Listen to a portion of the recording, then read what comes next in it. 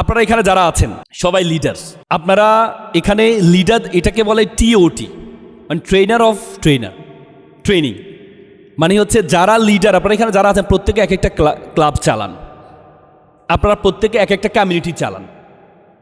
তাহলে আজকে আমরা স্পেশালভাবে কোনো কিছু আপনাদেরকে বলবো না, সেটি হচ্ছে আপনারা যেটা যেটা চালান সেটা নিয়ে আমরা আজকে কথা বলবো। দেখেন, আপনি যে লিডার, আমাদের মধ্যে অনেক সময় নিজের মধ্যে একটু যে আমি লিডার কিনা এই একটা চিন্তা থাকে। আমি একটা ক্লাব চালাচ্ছি ঠিক আছে, কিন্তু আমি কি নেতা, আমি কি লিডার? আমরা প্রত্যেকেই আল্লাহ তাআলা যখন আমাদেরকে সৃষ্টি করেছে, আল্লাহ তাআলা কোরআন বলছে ইন্নী জাইলুন ফিল আরদে খালিফা। আল্লাহ বলেছে আমি তোমাকে খালিফা হিসাবে সৃষ্টি করেছি। What is the meaning of the খালিফা? খালিফা হচ্ছে তাদেরকে বলা হয় যারা মুসলিম উম্মাহ নেতৃত্ব দেয়, তাদেরকে খলিফা বলা হয়। তার মানে আল্লাহ আপনাকে জীবনের শুরুতে ঘোষণা করেছেন you are the khalifa, you are the leader of the humankind. আপনি হচ্ছে নেতা। আল্লাহ তাআলা আপনাকে নেতা বলেছেন। এখন আপনি বলতে পারেন আমি এমন কি কাজ করেছি যা আমি নেতা হয়েছি, আল্লাহ কেন আমাকে নেতা অ্যাড্রেস করলো? দেখেন, এই বিজ্ঞান বলে একটা ইলিশ মাছ সর্বোচ্চ 10 থেকে 15 লক্ষ ডিম দেয় একসাথে। প্রত্যেকটা ডিমে ইলিশে পরিণত হয় বলে মানুষের সেই ইলিশের সংখ্যা বেশি। বিজ্ঞান বলে আমরা যে জন্মগ্রহণ করেছি 40 কোটি শুক্রাণু ছিল। সে 40 কোটি শুক্রাণুর মধ্যে একটা কম্পিটিশন হয়েছে। This the beginning stage of our life, আমাদের জীবনে আমাদের মায়ের ডিম্বাণুতে যাওয়ার জন্য প্রতিযোগিতা অংশগ্রহণ করে যে 40 কোটি শুক্রাণু আছে তার মধ্যে একজনই গিয়ে মায়ের ডিম্বাণুতে গিয়ে আপনি জন্মগ্রহণ করেছেন। তার মানে জীবনের শুরুতে আমরা কি ছিলাম? বিজেতা ছিলাম। জীবনের the very beginning stage of your life যে আমরা বিজেতা ছিলাম। আপনাদের এপিজে আব্দুল কালাম প্রতিদিন সকালে উঠে 5টি বাক্য বলতেন। তিনি বলতেন আই এম দ্য বেস্ট, আমি সেরা। প্রতিদিন সকালে উঠে বলতেন যে আমি সেরা। হার্ভার্ড ইউনিভার্সিটি আরেকটা গবেষণা হয়েছে। হার্ভার্ড ইউনিভার্সিটির প্রফেসর তিনি বলেছিলেন ইউ বিকাম ইউর কনভারসেশন। তুমি যেটি তুমি বলো। আপনি যদি বলেন আপনি একা, আপনার ব্রেন বলে যে ব্রেন হচ্ছে মানুষের সবচেয়ে বাধ্যগত সার্ভেন্ট। মানুষের ব্রেন হচ্ছে মানুষের সবচেয়ে বাধ্যগত সার্ভেন্ট। আপনি যদি আপনার ব্রেনকে বলেন আপনি একা, আপনার ব্রেন বলবে ইয়েস স্যার আপনি একা। আপনি যদি আপনার ব্রেনকে বলেন যে আমি একা, আমার জীবনটা রেখে লাভ নাই, আপনার ব্রেন বলে ইয়েস স্যার আপনি একা, জীবনটা রেখে লাভ নাই, কিপ ইট আপ, সুইসাইড করেন। আপনি যদি আপনার ব্রেনকে বলেন আই ক্যান, আমি পারবো, আপনার ব্রেন বলে ইয়েস স্যার ইউ ক্যান।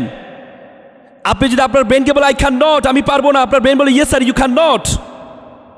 কারণ মানুষের ব্রেন হচ্ছে মানুষের সবচেয়ে বাধ্যগত সার্ভেন্ট। আপনি আপনার ব্রেনকে কিভাবে বলবেন, কি বলবেন? এই জন্য এপিজে আব্দুল কালাম সকালে ঘুম থেকে উঠে বলতেন I am the best, I can do it, আমি করতে পারবোই। টুডে ইজ মাই ডে, আজকে আমার দিন। আই এম দ্য উইনার, আমি বিজেতা। গড ইজ উইথ মি, সৃষ্টিকর্তা আমার সাথে আছেন। তার মানে আপনাকে আজকে লিডার হওয়ার জন্য সবচেয়ে গুরুত্বপূর্ণ সেটি হচ্ছে আপনার মধ্যে যে চিন্তা আছে, আপনার মধ্যে যে আমি ছোট, এই ছোট থেকে আপনার চিন্তাটাকে বড় করতে হবে। মনে রাখবেন আল্লাহ তাআলার সবচেয়ে প্রিয় সৃষ্টির মধ্যে সর্বসেরা সৃষ্টি হচ্ছে মানুষ।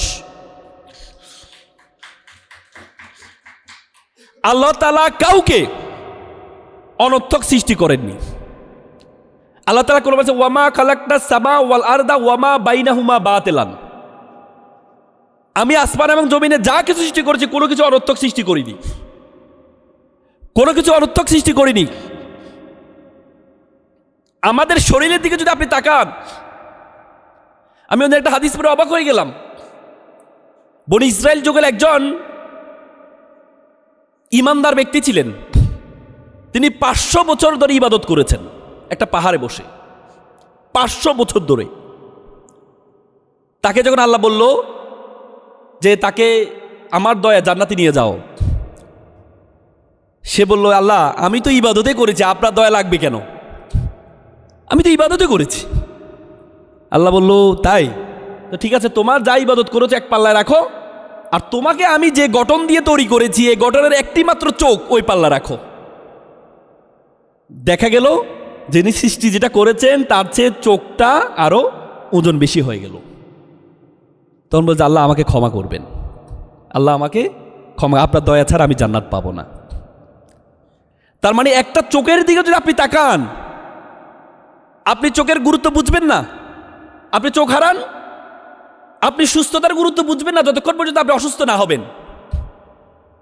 আপনি সুস্থ হইলেই আপনি আপনার গুরুত্ব বুঝতে পারবেন যে সুস্থতা কত বড় একটা নিয়ামত ছিল। আমাদের শরীরে এক একটা অঙ্গ,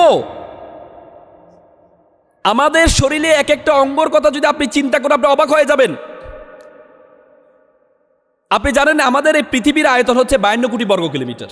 এই পৃথিবীর আয়তন, এই 52 কোটি বর্গ কিলোমিটার মধ্যে মহাদেশ আছে, 5টা মহাসাগর আছে। এই 52 কোটি বর্গ কিলোমিটারের এই পৃথিবীটাকে আমরা যে সূর্যটা দেখতে পাই, সূর্যের মধ্যে যদি ঢুকিয়ে দেওয়া হয় তাহলে 13 লক্ষ পৃথিবী ঢুকিয়ে দেওয়া সম্ভব। কত লক্ষ? 13 লক্ষ। সূর্য একটা নক্ষত্র।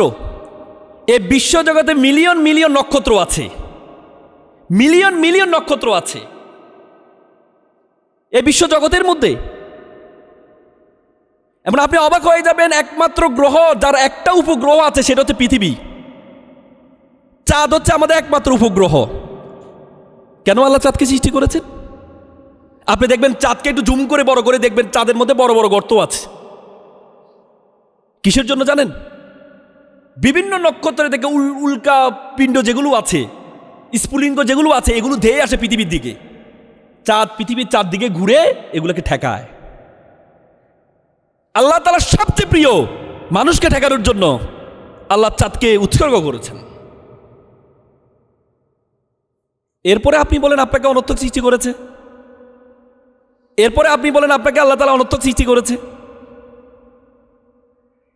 চাঁদের কোনো ওজনস্থ নেই। আমাদের দেখেন, আমাদের যে সূর্যের যে তাপ, এই তাপটা সরাসরি পৃথিবীর দিকে আসে, কিন্তু আল্লাহ তাআলা যেন মানুষের কষ্ট না হয় এই জন্য একটা ওজনস্থ দিয়েছেন, একটা ওজনস্থ দিয়েছেন যাতে সরাসরি যে রশ্মিটা আছে এটা যেন সরাসরি মানুষের পৃথিবীতে না আসে, একটা ওজনস্থ দিয়েছেন।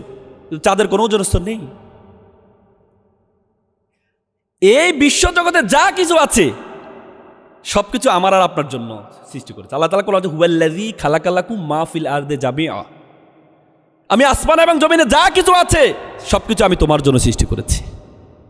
আর তোমাকে আমি সৃষ্টি করেছি এমনি, তোমাকে আমি সৃষ্টি করছি এমনি, তোমাকে আমি সৃষ্টি করেছি ওয়ামা খলাকতুল জিন্না ওয়াল ইনসা ইল্লা লিয়াবুদুন, আর তোমাকে আমি সৃষ্টি করেছি শুধুমাত্র আমার ইবাদত করার জন্য, শুধুমাত্র আমার ইবাদত করার জন্য। What is the meaning of ইবাদত?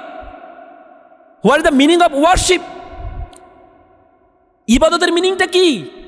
শুধু নামাজ পড়া ইবাদত, রোজা রাখা ইবাদত, হজ করা ইবাদত, মানব কল্যাণ করা এটাও এক ধরনের ইবাদত। আল্লাহ এখানে আদেশ উখরিজাতি লিন্নাস, আল্লাহ এখানে আদেশ সূচক ইম্পারেটিভ সেন্টেন্স ব্যবহার করেছেন। আল্লাহ এখানে আমর ব্যবহার করেছেন, আদেশ সূচক শব্দ ব্যবহার করেছেন যে তোমাকে মানুষের কল্যাণ করার জন্য আমি পাঠিয়েছি, তুমি মানুষের সেবা করবা। পৃথিবীতে মানুষের মতো অসহায় কোনো প্রাণী নেই। দেখবেন আপনি যখন গরু যখন বাচ্চা দেয়, আপনি দেখবেন গরুর বাছুরটা বাচ্চা দেওয়ার সাথে সাথে এক দৌড় মারে, দেখছেন? একটা দৌড় মারে। মানুষ একমাত্র প্রাণী যে প্রাণী 2 বছর পর্যন্ত তার মায়ের উপর নির্ভরশীল থাকতে হয়। তার মানে আল্লাহ এখানে আমাদেরকে শিখিয়েছেন যে তোমাকে আমি সৃষ্টি করেছি একে অপরের জন্য, তোমাকে আমি সৃষ্টি করেছি একে অপরের জন্য, রিসিপ্রোকাল। তুমি একের উপর নির্ভরশীল থাকবা। You are the social being, তুমি সামাজিক জীব, তুমি একের উপর নির্ভরশীল থাকবা, তুমি নির্ভরশীল থাকবা। তো সুতরাং আজকে আমাদের এখানে যারা আছি আমাদেরকে প্রত্যেককেই চিন্তা করতে হবে আমাকে আল্লাহ তাআলা অনর্থক সৃষ্টি করেননি। তার মানে তাহলে কি? আমাকে মানুষের সেবা করার জন্য সৃষ্টি করেছে। আজকে যে অ্যাপেক্স ক্লাবের মাধ্যমে আপনারা মানুষকে সেবা করছেন, মানব সেবা করছেন। মানব সেবা করার মাধ্যমে আপনি সৃষ্টিকর্তারই সেবা করছেন।